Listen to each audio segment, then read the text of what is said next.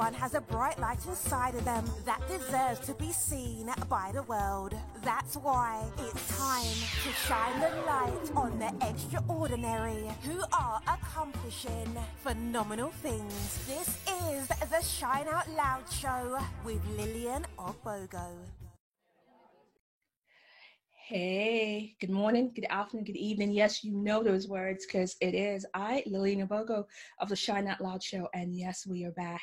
We're doing some new things and it's 2020. It's been a year and a half already in just 6 months. So we've had COVID. We've had so much upheavals in 1 year that it seems impossible. But, a lot of us are saying, well, we should cancel 2020. And a lot of us are saying, well, you know what? 2020 is the year of ultimate growth and show up. And in the quest of that, Shine Out Loud Show is back. We are back doing what it is we know how to do, and which is shining the light on the incredible men and women who do incredible things in our community that we should know about. So join me today as I have a brand new guest who is an incredibly multi-talented, multi-accredited woman. In fact, I'm just tired of having to tell you just how incredible this woman is. But you know me, I get really excited when I get to interview and talk to women like her. So join me and welcome Jane Egerton. Jane, welcome. Thank you so much. Did I get it right? Jane Egerton Ideha, you did try. That's a good one. So pleasure to be on the show. It's so good to have you. I'm glad that you could join us today because I found out about you through another podcast and he was singing your praises that I must interview you. And I was like, okay, let me find out about this woman. And then I find out that you have 17 years experience in Nigeria, Liberia, Ghana, in the telecommunication industry, which is male dominated first and foremost. You have a degree in engineering. You have an MBA from Warwick University, and then you hold a degree from Harvard Business School and Yale School of Management. So let's talk. Let's go with that first because we're like, that's a lot. How did you transition from engineering to business? What was the transitional line for that? I can always place it at one moment in time. We're talking about, like you said earlier, 2020 could be challenging, but sometimes these are tipping points. These are transition points. And you don't pay attention. If you don't pay attention, then you don't see what it has to offer. Yes. Sometime in I think it's like 2003, in the early 2000s, just the beginning of my career. So right. I was this young, passionate engineer, really seeing myself going in the technical domain, being someone top up there technical. I was in a phase in my career where I didn't have a lot of workload. I was kind of bored. One of those cases you're bored in the office. Right. And nothing much is happening. And someone had come to me in the office to say, we have a project. We have to do the project, but we don't want to do the project because we don't, it hasn't been successful in other countries where it's been done. Right. But the head office is insisting we have to do it. We just want to tick the box. Can you help us? We see you're very passionate. And he gave me a disclaimer, by the way, there is no promotion, no pay increase, nothing is tied to it. We just want someone to do it. And I remember my colleagues laughing. I'm like, why do you want to do that? They've already told you there's nothing to gain from it. I'm like, I'm bored. I'll learn. It's something new. Nobody has done it in the country, so let's try it. So I took on that project and threw everything I had, on it. Right. And it became successful. So normally when a project is successful, that means the client wants to move on with the project to like a commercial phase. We normally will hold a little party, like a cocktail party with the client to celebrate. So we're in this little, like a restaurant. We're having a cocktail party with, lots of staff from the client. Right. Hanging out. Then the head of the unit where I ran that project internally, he came up to me and was like, Jane, I want you to come and be a sales manager. Come work for me. So I laughed it up. I'm like, oh, Peter, you're holding a beer. It's Friday. We all laugh. Tell me that on Monday. I'll take you seriously. I thought it was a joke. For me, it was like, he's happy. He's just trying to appreciate the hard work. He's like, no. You know everybody in this room. I said, yes, because I run the projects. I get to know everyone in the room. Yeah. He saw something in me I didn't even see in myself. At that time, my focus was here. And this guy saw me and thought, wow, she's so talented at doing this. She can easily connect with people. She works so well managing these kinds of projects. So that's how we started. He showed up in my office on Monday. Seriously, like you're going. Oh my, I thought that was a joke. So a lot of convincing, talking to people, sitting with mentors. But that started my journey on the sales track into management. And I tell people in life, sometimes these transitions are not planned, but you need to pay attention. You're not always fully aware of your skill sets. And I talk about that in my book, Self-Awareness. You're on a journey. Learn to listen, pay attention. Because even if not for that guy telling me, I didn't know I had that skill set. Yeah. I'm doing this project. I just wanted to be successful. I need to talk to anybody and anyone that is involved that will become a criteria to make it successful. So I was so interested to learn, to solve the problems. I was showing up everywhere and anywhere that required me for that project. But I didn't know what I was doing, in terms of what would be the outcome. Oh, I absolutely love that. I love the serendipity of that. So from saying yes to a project that everybody's like, well, there's nothing in it for you, to somebody having a conversation at a celebration, then saying, I want you to work for me. You're like, you're just kidding. And then they turn up on Monday like, all right, let's do this. Let's make this work. Then you know that this is different. Like, they're not kidding. This is not someone trying to pull a fast one. Exactly. So that put me on a journey, because I remember at that point, when I moved into sales, I realized I didn't know what they were talking about. What is, net sales, profitability, TCO, return on investment, like throwing all this jazz. None of these things, I'm not aware. So I spoke to a couple of people, some of my mentors, and like, you know what, you need to acquire the skill set, the different ways to acquire it. But that started me on my phase of going to do an MBA. So that's the reason I actually went to Warwick. Okay. So acquire the tool sets that will help me be effective in that role. Okay. That and that's crucial. And we'll come back to that idea of actually going out and actively acquiring skills, because we think we get to a point that I'm good. So we will come back to that point, because people know you as this telecommunication executive. People know you as the author of Fearless. People know you as the founder of Women in Career. People know you as so many different things. But my question to you, Jane, who are you without your titles? Without all the titles? Yes. Someone that's passionate to learn from life and to give my best. I always say that my intention has always been to create a positive influence in my community, and that's still the driving force at my core for whatever I do. It could be project and STEM, or it could be doing work as an engineer or someone in management, or doing something leadership, or just doing a non-profit or volunteer work. But at the core of it, I really want to positively influence my environment, because I think that's the biggest gift, to give back. Every day, our gratitude for being on earth is to give back, because I believe everybody has a reason why they're here. So What do you want to, like, Oprah would say, is that you want to leave people's presence and ensure that they felt really good that they met you, learned something, or they had something, or they had a good conversation, but you want to rub off on them positively.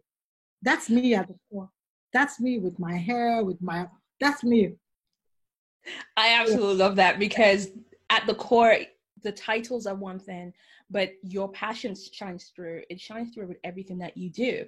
And so I love your social content, because I've been going through your social media content, and you were on the Motivational Monday podcast recently, and you were talking about the table and the importance of women being at the table. And we keep talking about the table. So I'm going to ask you a two-part question. What does a seat at the table look like for you? That's the first part. And then I'll let you answer that, and I'll come to the second part. So for me, a seat at the table means being at very senior leadership levels where decisions that affect a sector and industry are taken. Because at the end of the day, yes, we would, the strategy bottom up and, top down. But top down sometimes could be so impactful, because the decisions will end up affecting everybody at the bottom. And sometimes they have no influence over it. Mm-hmm. So the table is normally the influential place. The place is where we drive the strategy, for others.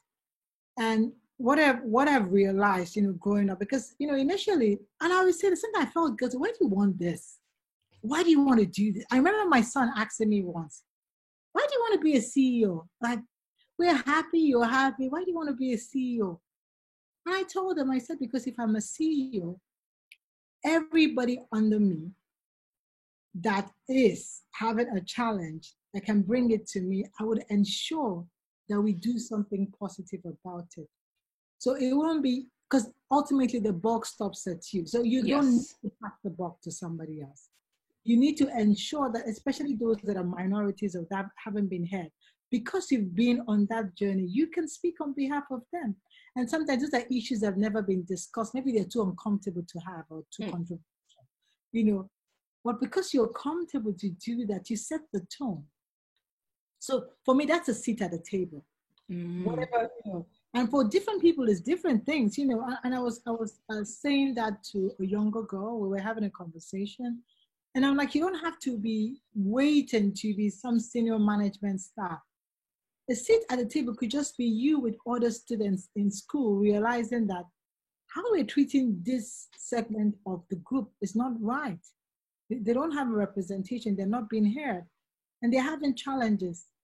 And you having the guts to speak up and say, we need to have someone like this on the table. You need to hear the challenges they're having. We don't have anybody here that can really channel that. And that for you could be a seat at the table, and it's okay. And that's actually crucial, because there's this whole thing about thinking the seat at a table is only within the corporate space. And I think exactly for women, we've been told it's in that corporate space, or we must be at a seat of that table. And it actually can actually be in our personal space. It can be in where we volunteer. It can be in our own homes. It can be, we have this media platforms. That's the table. Exactly. So here's my second part of that question. So my second part of that question is, what are the top 3 skills that women need to cultivate today in the very uncertain 2020 that we need to actually keep ourselves in great shape to be on that seat? Definitely to be on the seat. I think, I don't know if I could call it, a skill, but I think you need to be courageous. Mm-hmm. Sometimes I know courageous could be seen to be macho, strong, go for it. I love Brené Brown's definition of courageous. You can't have courage without vulnerability. Mm-hmm. It means you showing up, even when you don't know what the outcomes are. So it's going to be risky. You don't know probably the outcome. You have no control of the outcome, but you choose to do it. So being visible or showing up for me is courage. And I think women need that. You know how it has been the only person in the office. And each time you try to speak up, you actually pull yourself down by telling yourself, they've all said it all. Mm-hmm. People are repeating what you've said, so nobody gives you a voice. Or you find out in meetings, nobody gives you a chance or gives the females a chance. A seat at the table, one of the skills I'm talking about being courageous means being uncomfortable, but still saying it. Maybe going to your boss or whoever is the convener for the meeting, I'm like, next time I think we should give maybe Mary and Joy and Faith a chance to speak. I notice most times, because they're not loud enough, most people just, speak over them. I think it is what, considering that we give people a chance to speak at the meeting or to re-echo their voices if we feel they're being drowned out. We need to hear from them. It's very uncomfortable because, first of all, people think that strong with you now. Are you trying to say we are divided in this office? It could play around differently. So you don't have any control of those outcomes. You don't know if your boss or the convener will take it lightly or they'll take it differently, but you still go ahead and do it. For me, that is courage. And you need that. Women need that. It won't work if you don't have it. Some of the things I talk about, I did, even in the book, are things I was really scared doing. Like, it's putting yourself out there, knowing that you're putting out love, you're putting out courage, you're speaking up. Doesn't mean people are going to accept it. They might not like you. They might not. that there's no guarantee. There's no guarantees. You have to go with it, but you still do it anyway because you know it's the right thing to do. So that for me is key. Another one is grit. I say that because I have also struggled, like, trying to understand grit. But I know a lot of people that have been successful, if you check the track record, there's an amount of grit in it.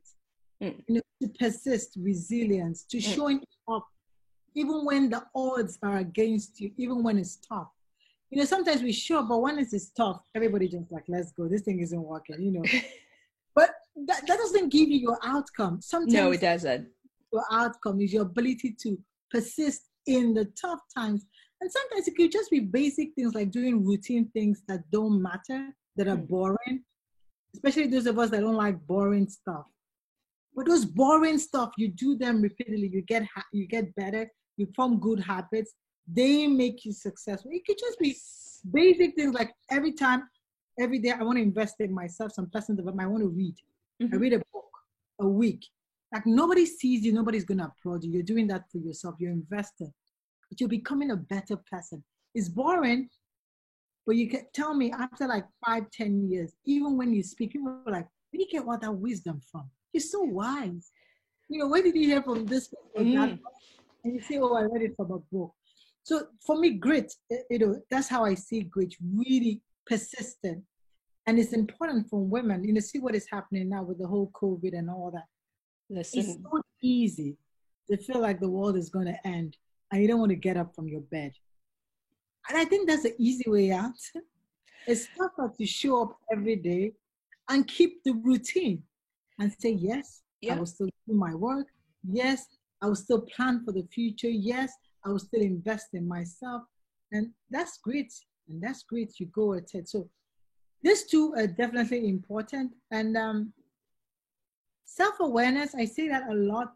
And I say that I think being a woman, I sometimes see that as a bit lacking, because we're so much out there. We don't want to be in there. And we're so powerful being in there. I found it that because at the time I was really studying leaders. I really wanted to understand the whole concept of leadership. Okay. What makes someone a leader? And what did you find? One of the things I found, a lot of things, but one of them I found about very strong leaders is self-awareness. It requires you to be vulnerable as well, to look yourself in the mirror and say, Jane, this is you. You're good at this, you're not good at this. Jane, you did this yesterday. That wasn't really the good Jane. I think we should do better. Your ability to reflect, your ability to be the one to almost like manage your own self. Yes. Because you're managing your emotions, you're managing so many things about yourself against your core values. Because when we say this, it don't mean you're perfect, but your ability to take that risk and always be the one to ensure that you're walking on the right path. And I think it's powerful because as you go up the ladder, there are very few people that hold you accountable. Most people, maybe out of fear of authority or whatever, nobody there are very few people that will look you in the face and say, Jane, you made a mess here. You did a wrong decision. You can see what's happening in governments in the world, and I'm not going to pinpoint anyone right now, but you can see what's happening in certain governments where there's no accountability. Especially with some personality types. Exactly. We won't say the narcissist word. You're okay, you're right.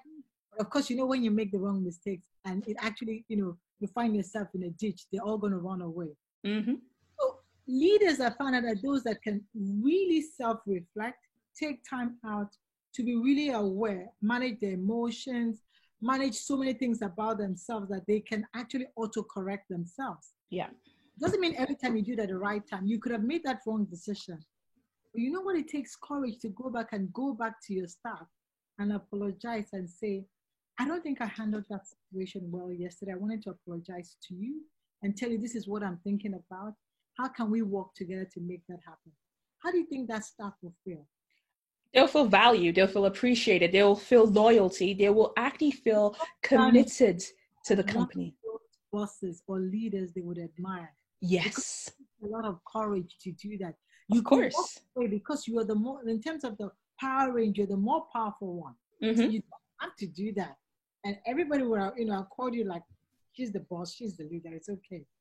But to go and say you're sorry, to go and admit wrong, to go and admit that you're not perfect and you want to change things. It's the humility of being able to say, can I be honest with myself and with others? It takes humility to be a leader. It takes like you said, that self-awareness. So I think those are great skills that we need to cultivate, and especially the grit. And I wanted to add to that because you talked about courage. And there's this, like you said, the misnomer that courage is about that physicalness.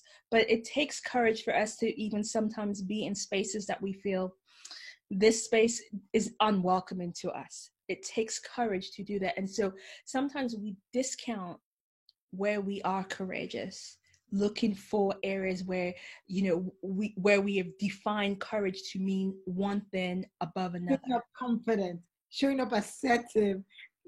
But the fact that you showed up is half the battle.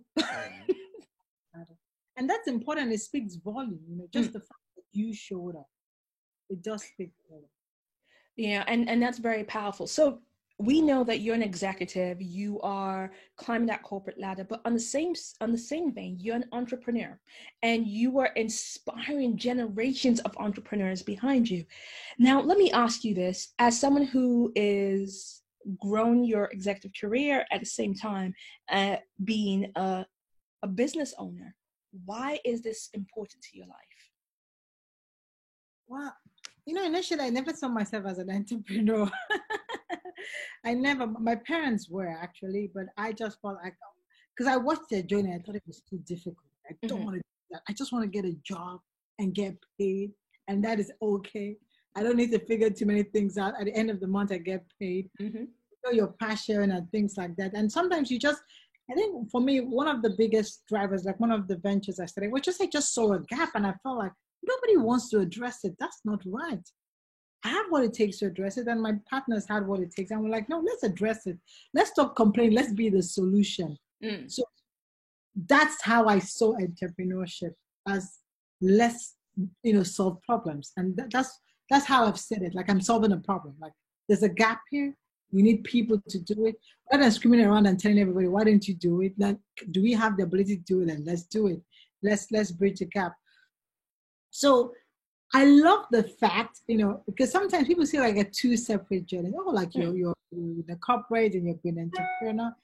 And I always try to correct and say, the skill sets as an entrepreneur are making me grow rapidly in the corporate world.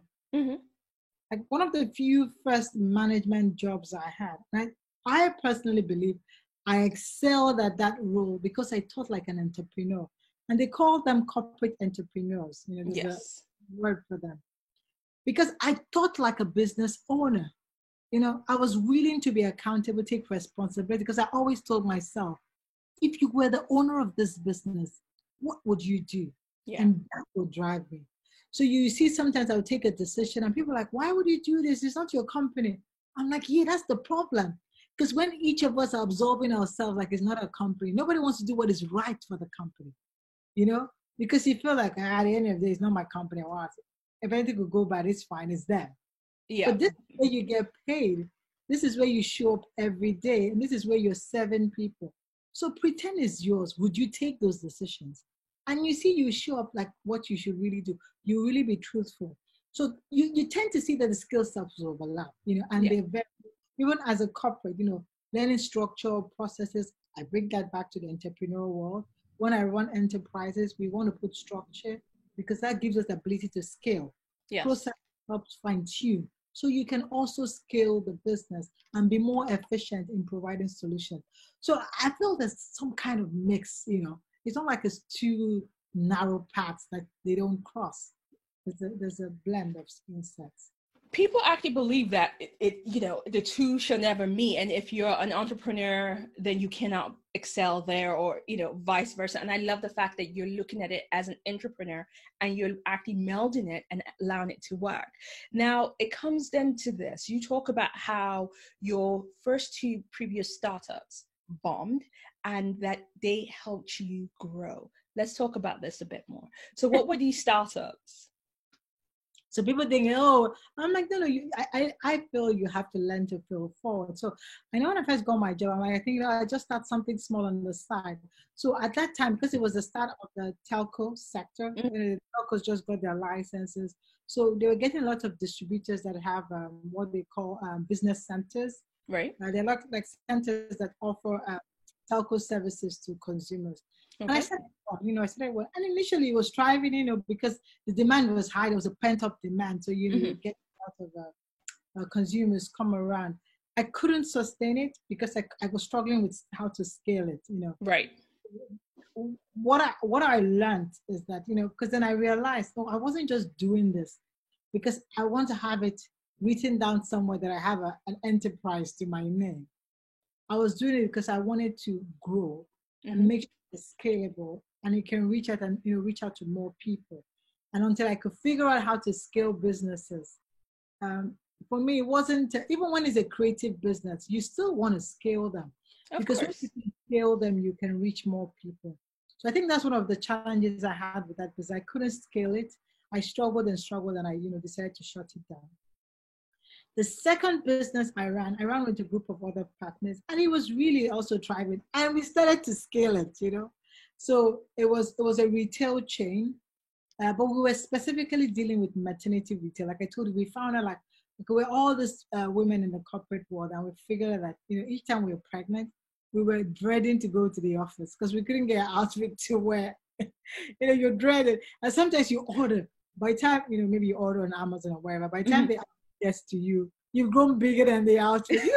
All kinds of, sometimes I tell people I was dreading meetings because I prepared this dress for the big meeting I'm going to have on Friday, which is the only one that looks really good. Like Thursday, I'm going to wing it. We're waiting for Friday.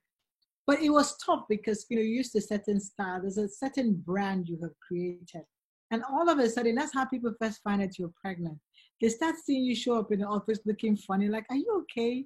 You look ill. I'm like, no, it's just because this looks like a oversized outfit. I couldn't find my size in the shop, stuff like that. So we decided rather than, because we're always coming together and complaining to each other. Like, why are we complaining? Let's solve this. We are good at solving problems. So we started that venture and it grew. The online business became almost 70% of the business. Okay. We grew outside Nigeria, Cameroon. We were doing Cameroon, we were doing Ghana. So we were literally scaling the business. But then you tend to learn more that, it's more than scalability. I think one of the things we found that was, I think you need to be in business with people that share the same vision. I think we didn't. At some point, you're trying to scale, but your partners were not so keen to scale like you want. Operationally, we were challenged with getting right skill set because to scale, you need, because as you're growing, you need to put structures and processes in place, like I was talking about. Yes. You don't have to be there every day. If you're the owner and you have to show up every day in every store, there's a big problem. You have to have a structure and a process that allows the system to work, even without you being physically present. So that was a big struggle. And I couldn't give it a lot of time to really, we're looking for the right skill set. So all these things were coming, we're having issues. One of the big issues we also had was cost. We were struggling to manage our cost, and that was the model we ran.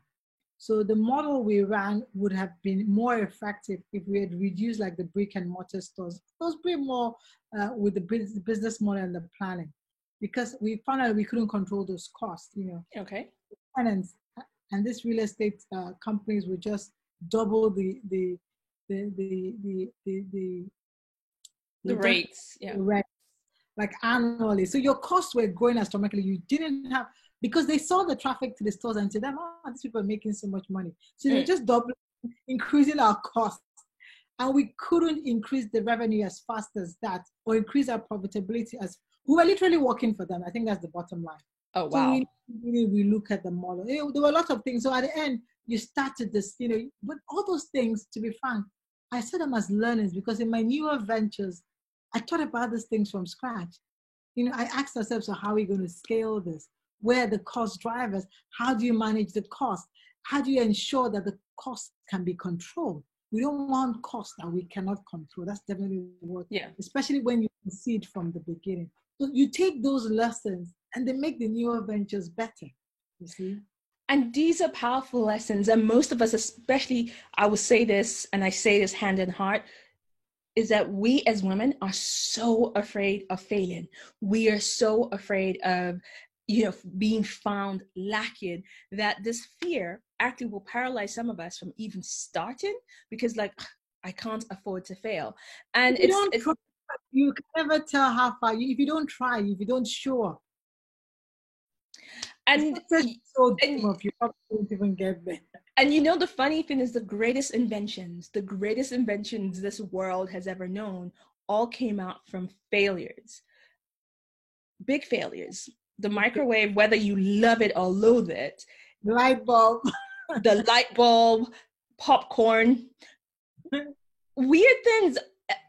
Penicillin came from a failure because he was conducting an experiment, left something out. And that's how we have penicillin.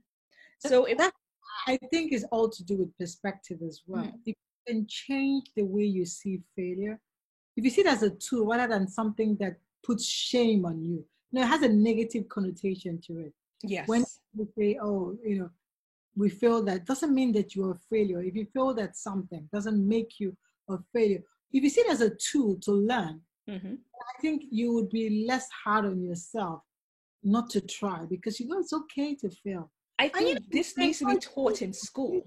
Yes. It needs to be taught in school. Do you know, at a very young, and I think it's all of, I don't know where we get those imbibed. It's quite amazing, because if you look at kids at a very young age, they're not risk averse. They're not afraid of failing. That's why they can walk, isn't it? They keep falling off the bed, off the table, but they're still going at it. Sometimes you're waiting, like, he just fell and he's not even crying. Like, he's not going to cry. He doesn't cry, he continues. So there's that innate ability to want to continue. Yes. But we as we get older, maybe shame, because then you're a bit more aware, like, oh, they laughed at me that I failed, or what people think about you. I think it's a shame response because people laugh, but I also think is the way our educational system is now.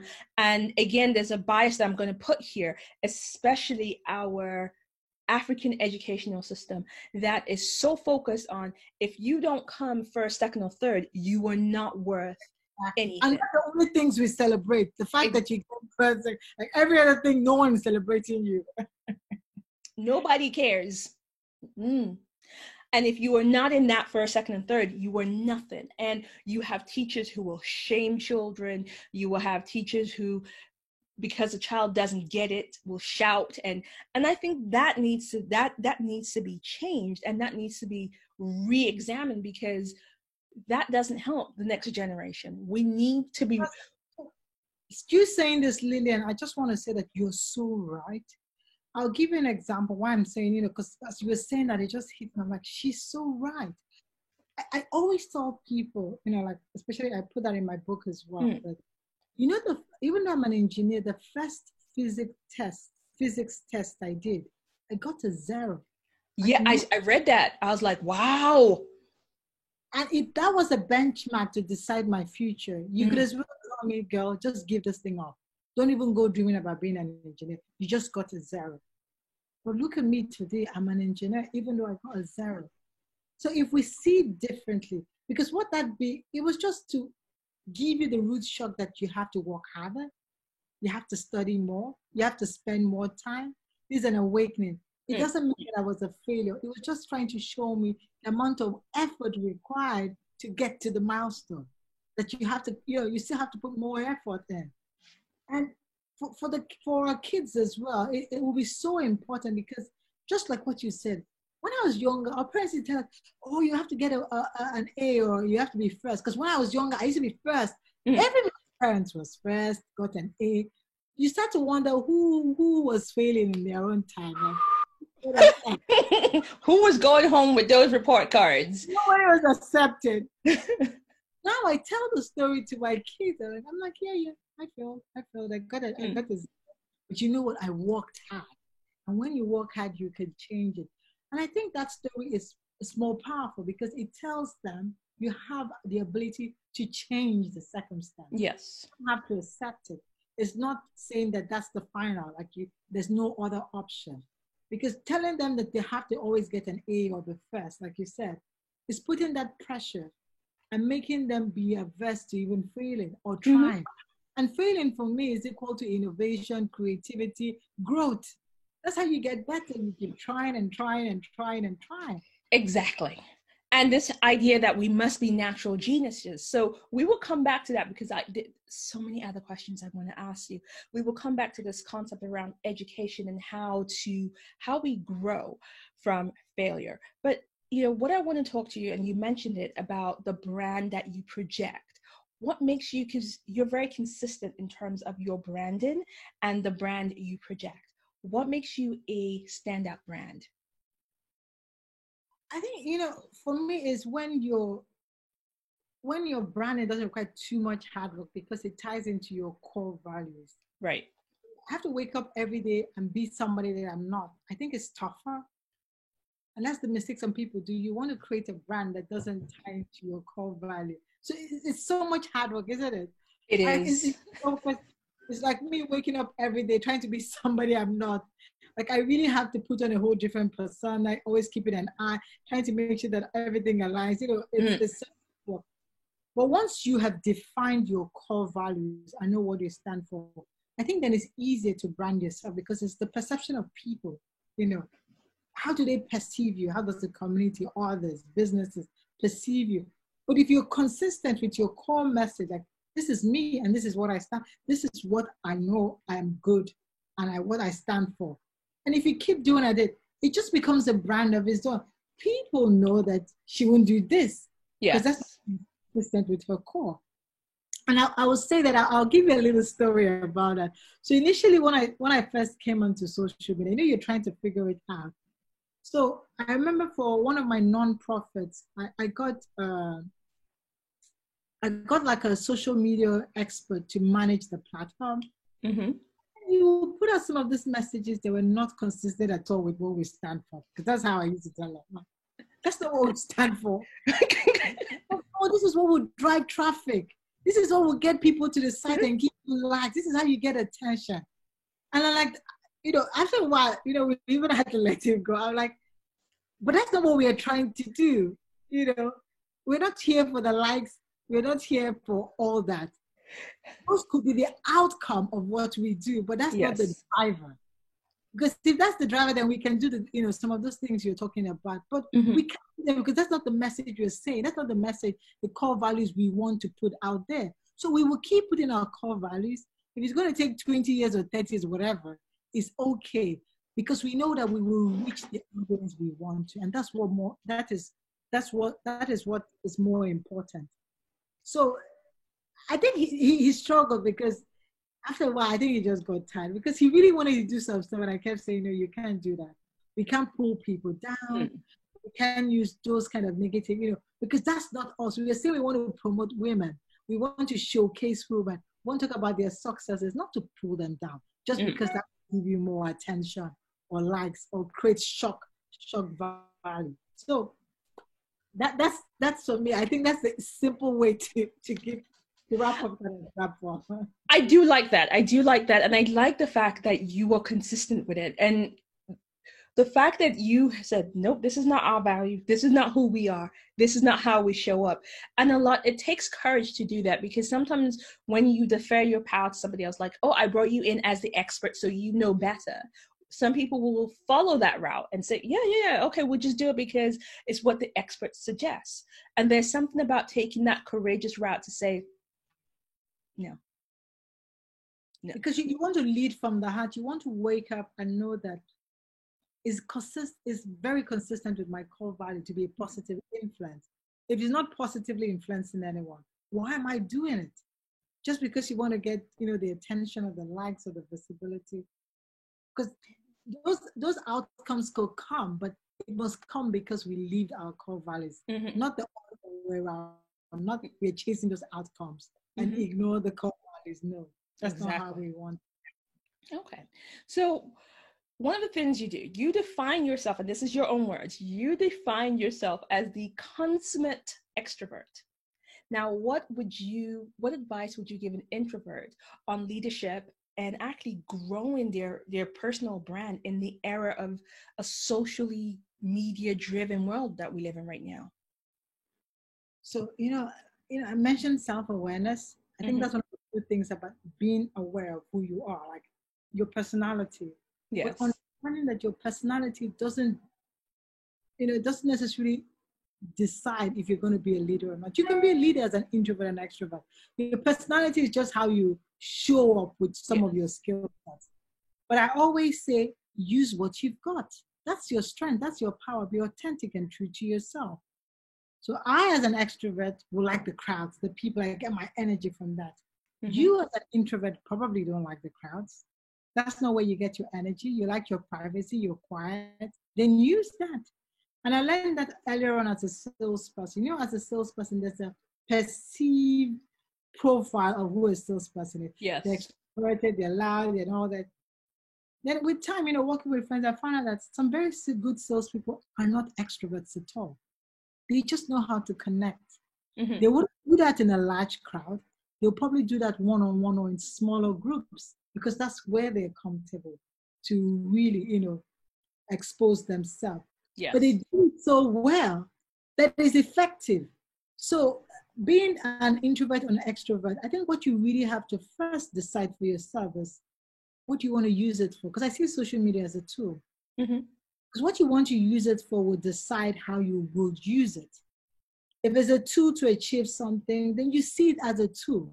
And you will not be carried away or be confused about why you're showing up on the platform. This is a tool to achieve this.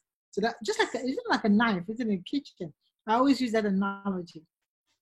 In the hands of a woman that is cooking, is for chopping, is for cutting. Maybe if a bad guy like a robber shows up, an armed robber shows up in your house, the knife in his hand could be a tool for violence. Yeah. So it's a tool. What do you want to do with the tool? You decide. The tool is not controlling you. You are controlling the tool. So decide. But then show up as your authentic self. It's okay. Who says you must show up every day and expose your feelings? If you don't feel, because some introverts don't want to do that. They don't want to pour out all their emotions or feelings. Then do what you're comfortable doing. It's your space. You decide, you control it to say, no, this is what I want to talk about. I don't want to talk about this. This is not what I'm going to talk about. This is what I'll be talking about. And if you're interested in it, then we can be connected and you'll benefit from it. So for introverts, I'll say do that. Just define what you want to use the tool for. Define what messages you're going to be putting out there. And you'll notice, because as you become more confident, then you can even take risk if you want to. Yes. It's something about taking baby steps, building trust, being more confident. Then you'll be comfortable to probably explore and take that other risk. But I think that's a good way to start.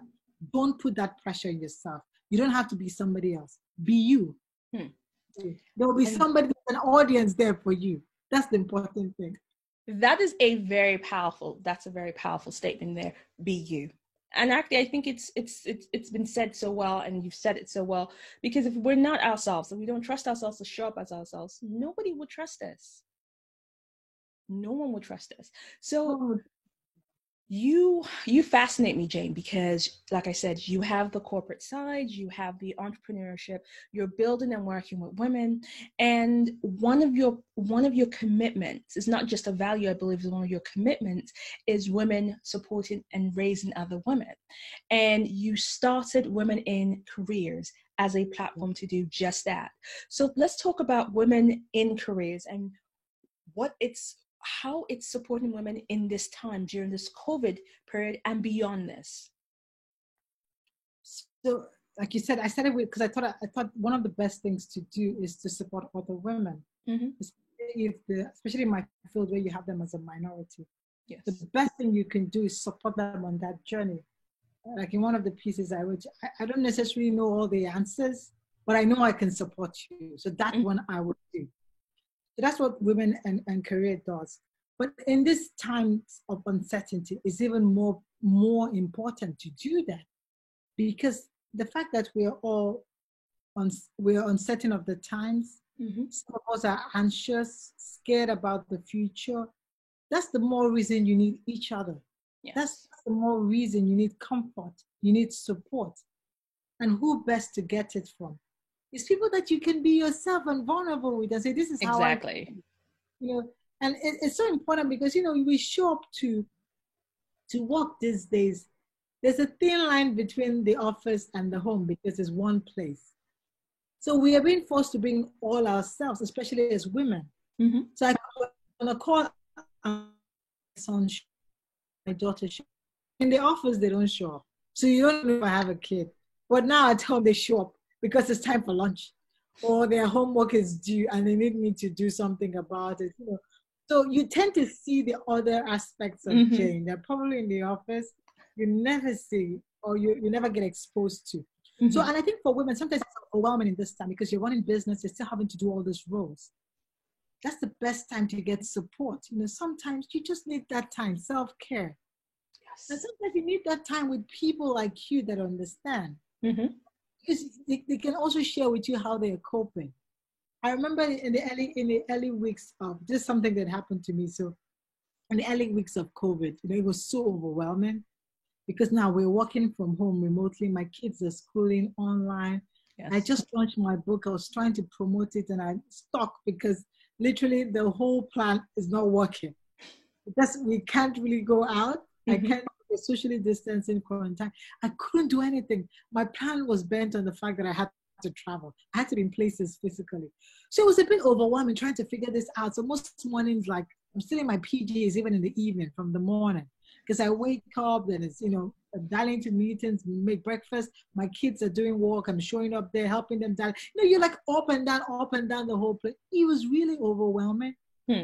Struggled so much. So I remember putting a call first. It was to my coach. She's a lady. So I was, you know, as a side talk, like, you know, this was happening to me. I'm like, I don't know how I'm going to figure it out. It doesn't seem to be working. And she advised me, you know, why don't you have a conversation with everybody in your house? You know, let them know how you feel, like you had with me. And maybe we'll see if everybody could chip on. Then I had this conversation with a friend of mine as well. Because I'm like, are you going through this also? Like, literally, I'm like the one doing the whole housework. I feel overwhelmed and the kids' homework and like I'm everywhere. And I feel like I'm nowhere. Like sometimes I don't even have the time to take a shower. And I want to take a shower because I want to lock the bathroom door and just be there having this quiet moment in the shower with my thoughts and, you know, telling myself it's going to be okay. Don't be scared. It's going to be okay. So I think we talked about what she was doing and she gave me some tips. I'm like, oh, I'll try that. So I got more ideas and I literally did that. So I had a conversation with my husband. I'm like, okay, the domestic work, we're going to. And you know, the funny, when you're that vulnerable and truthful about the situation, because sometimes people don't see it. Not that they don't want to help you. They didn't see it from that angle. Because you're being all superhuman to see it. So now you're telling them this is the actual situation. Anybody wants to chip in. So my husband, my kids, everybody wanted to chip in. And that's how we distributed that and made sure that we are all going through this phase with some bit of balance so we can all cope. So yeah, like you're saying, is for women, I think so important because I'm sure if I had that conversation with a guy, I'm not saying guys are not good. He might not get it because probably for him, he's just in the corner of his house, which I see my colleagues do, from 8 a.m. to 5 p.m. having those phone calls. Halfway, somebody brings his lunch or bring him water. Or, you know, he doesn't even have to. He doesn't notice the rest of the chaos around. If someone is mopping around him, cleaning the house, but he's okay. It's, you know, it doesn't have to focus on that. But my situation was slightly different because I'm the one worrying about nobody's made the beds. We haven't put out the trash. The dishes are still in the sink. You know, all those things are going through your head. Like, but they're asking me for lunch. What are we going to have for lunch? You know, and you're in a meeting, but you're trying to like figure it all out. Juggle everything. I like how you found your balance and I like the truth of it because there's some people like, oh no, this is totally fine. I can be the domestic goddess, the business goddess, the all at the same time. And then you are the exhausted person on the floor at the end of the day. So there is we can't afford that. Yeah. So I think it's important. It's important. I say to women, that's why I say sometimes you have to dare to be bad. And just to decide, like, you can't do everything. These are the ones I can do. These ones, I'm not doing well. Like, I'm not coping. I need help. You know, you reach out and get help. I think that's powerful. I think that's powerful. That's a message that, you know, we should all take on board. When we need help, we get help. And this whole, we have to be super Wonder Women is something that we should leave in this lockdown phase. And then when we move out of lockdown, we work differently. Because I saw your article on what should remain. Yes. And we could take that along, because if you notice, one thing I found interesting about men, you know, if a guy showed up home and his son probably didn't do the work or didn't have lunch, most guys wouldn't feel guilty about it. But you'll be reading with guilt. Oh, you guys haven't had lunch. You didn't do your. It's like I'm a bad mother. I'm a bad mother. You can't be everywhere. You already said judging yourself. You can't be everywhere at the same time. You just prioritize and decide. This ones I can address. This ones I can address. Where can I get help and support to address them? You know, and that's crucial. So let's talk about this. We've been skirting around your new book called Fearless. And I actually like the title. I love the book cover more. I just love the fire of that book cover. And if you look at it closely, you see kind of a lion appearing. What inspired the book? And then we'll also talk about the reasons why you went for that particular book cover. So I always say that my daughter is actually the muse for the book. My daughter was definitely the muse for the book. It was a phase in my life. I was like mentoring other young women, but I was so passionate about wanting to share my experiences, but more importantly with my daughter. Right. But at that time she was like 3 or 4. She was very young. She had no clue what I'm talking about. But I really wanted to pass that on to her, because I thought she should learn these things. She should know these things. These are tools she can use in life as she grows up. So of course the best way to do it would be to document it. Mm-hmm. So the first title of the book was A Letter to My Daughter. Aww. That was the initial title when I started writing the book. It was a letter to my daughter. And my daughter is the metaphor for my younger self. Because it was all, what do you want to tell your younger self? If you had to do this, okay, what would you share with your younger self? And my younger self symbolic for my daughter, you know, because you wanted her to know, so that in her own journey, she's equipped. You know that she's equipped to take on that journey. You're giving her the best you can by sharing those experiences. So that definitely was the inspiration for my book. And that's why when you were teasing about, I had an interview in Pigeon, because I'm always thinking of the younger Jane. Where was the younger Jane located? What was the demographics? What did she speak? What was her environment like? So you want to reach those type of audiences, because you felt like this is a letter for that younger Jane. She needs to read it. She needs to know that I can see her. Right. And I have so much to share with her. So that for me was the inspiration for the book. That is a beautiful inspiration. And I like it. I'm looking forward to getting a copy. And there's something about those lessons that we wish we had when we were coming up. And I think that is really important. And so what inspired the color and the cover? What was the inspiration for that? I did lots of covers, lots of covers. Like the first few covers, you'd be like shocked. I'm like, that's not what I want. But I wanted something that could show really what I understood to be, what does it take to be fearless? What does it mean if you have to represent it as a color? Initially, I think the first few copies, the team came back with like a red book. And I'm like, why red is correct? I'm like, yeah, but red could also be far off, seen as dangerous, scary.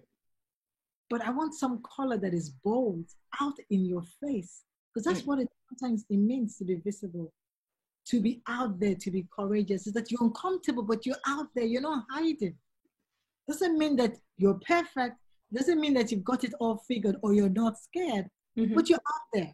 And that's why we chose those colors. You see the shade of orange and the yellow just right at the edge. Yes.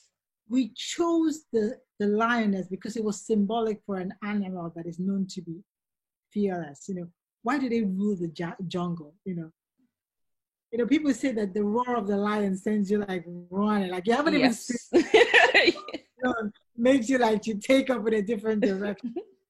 But that's because the lion is trying to take control. Mm-hmm. I want to believe sincerely the lions in the bottom of their heart could be also scared. I don't think they wake up every day like, we're not scared, we own this place.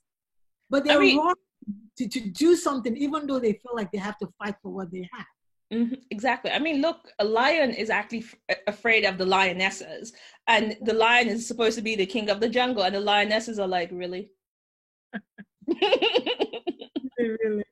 So I think that's what inspired the cover. There's a whole making sure that people know that, when we talk about being fearless, we're not saying that, first of all, it doesn't mean you're going to be belittling yourself, hiding out. It means that you're going to show up for those things you care about, show up for those things you're passionate about, even when you're uncomfortable. Like we said about being vulnerable. Doesn't mean it's not risky. It's actually very risky. If it's not risky, then that's not courage. Yes. Sometimes, and most times, you don't have control of the outcomes, but you're still going to do it. So I know the first picture that came to my head when we were trying to do the book cover, the picture on Wall Street, not a picture, it's a sculpture on Wall Street, is of the bull, the raging bull on Wall Street. It's like a big bronze bull. Yep, I know the bronze bull. Yeah. It was done in the 90s or so. But sometime, I think in the early 2000s, someone did a sculpture of a young girl, like in her pre-teens, with her on her waist like akimbo. And I told myself, this is so perfect to explain what I'm saying. Because this girl is standing in front of this bull. And we all know to stand in front of a bull, number one, takes a lot. Because there are no guarantees that that bull is going to stop before it gets to you. It might actually charge through you and we can't find you, after. But she's standing there in a pose that shows so much courage, like with her hands on her waist and staring. I say people, most times you do those things we're talking about. Just because you're speaking up in the office or showing up at work and doing things doesn't mean that you're not scared and you're not going home and wondering, what did I just do? What did I just say? Why I get sacked? Why did I do this? She probably was sweating. Her palms were sweating. Her heart was racing, but she's still standing. That's standing your ground. That's the whole idea of the book. Be inspired to act. Even when you're scared and you can't control the outcome. Take the risk. Show up. That's how you change the world. That's how you live your dreams. It's the fact that you show up and you did something about it, even though it was really scary. Because if your dreams are not scary, maybe they're not big enough. So they will be scary. But are you going to do something about it? That is so powerful. That is a good question. That's a good question. So, we should ask the people who are listening in, if your dreams are not scary, are you willing to do something about it? Are you willing to step into that place to become the person to take on those dreams? That's powerful. Really? That's powerful. Now, I have been listening to a couple of podcasts that you've done. You've done one on the African Princesses podcast, which I thought was really yummy. There was another podcast you did, and I don't have the name to hand with me right now. And I was cracking up when you did this podcast because you did this entire podcast in Pidgin. So for everybody who is out on this side of the pond or anywhere else, I'm like, what is Pidgin? It's a variant of, it's a patois type language that is spoken in Nigeria. It is broken English. It's a dialect of English that is spoken in the African continent in different ways, in different guises. So in Jamaica and the Caribbean it's a patois, it's a Creole, it's a language in itself. And the reason why this is fascinating, because growing up as we did, we were not encouraged because you don't look educated. Yeah, you don't look polished. You're not polished, you're not proper. And that's why you still have some people where the command of the English language is not theirs, and they will refuse to speak in Pidgin, but they will do some very weird things and trying to sound like they are speaking the Queens. And you're like, hun, no, stop it, because you're gonna hurt yourself and nobody can understand you. That's true. So true. And you did this entire podcast in Pidgin. So let's talk about that, because you said that your children were like, Mom, what were you doing? What were you saying? I think there was actually a preview before that one. So when I just launched my book early in March, I was doing like a TV rounds where we're going to TV shows and talking about the book. So I'd show up in one of the media team had arranged an interview, and I had no clue. I just was to show up at a certain time. Right. So I showed up already. And I think just before I went on air, the producer like, oh, are you ready? This interview is in Pidgin. I'm like, Pidgin? They're like, they didn't tell you. I'm like, no, they didn't tell me, but I'm saying, it's okay, I'm fine. So I did that interview, and lots of people were really shocked watching it on air. Like, you speak Pidgin? I'm like, have you read the book? Do you know my history? Like, I grew up in the slums. That's what they speak. If I'm going to speak back to them, how best to do that? How best to share the story with them? So when this is actually a literacy group, they do book reviews and all that. When they had asked me to come on the platform, they were doing a review of the book and they wanted to interview me. But they said they would love to do it in Pidgin because they wanted to reach that audience. I thought it was so powerful, For me, I was so happy to do that. I was like, why didn't I think about this a long time ago? Because I thought to myself, if you were gonna speak to the young Jane, and lots of people like her living in the slums, you use a language that connects you. Because language is powerful. Definitely. There is a lot in it. Just the fact that we both speak the same language, you feel connected. Yes. I tend to trust you. I feel at ease, wanting to learn more, especially if you're in a place where everybody seems to be different. Once you hear someone speaking a language you can connect to, you just warm up to that. Yes, you feel seen, you feel heard, you feel acknowledged. You feel heard. You drop the barriers because you feel like, oh, she gets it. I can be with her on the same platform. So I thought this was a powerful way to send that message to the slum, because initially I had my big plan on the book launch. I was going to do this, but now I couldn't go there. What better way to do it was to make sure that they hear it in a language they can fully connect with. And they will know that, and they get to understand as well, that Jane was like you. And she could do it, why can't you? Yeah. Why can't you? Because you're saying, I am you. I am you, like I'm the younger you. So I'm telling you that if Jane could do it, you very much can do it. Don't be too judgmental. Don't be too hard on yourself. Just keep at it. And that for me is so profound. And I'm like, I'm going to do it. Yes, I will do it.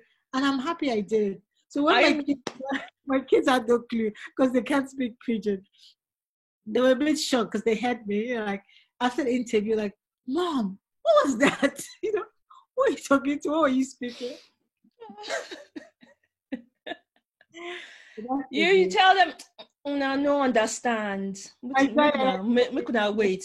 No understand. And I thought, isn't it amazing that the next generation, because of almost the lifestyle we have given them, they're not exposed to that. So my kids never got really exposed to living in a slum or having access to that language. And I thought, an interesting thing.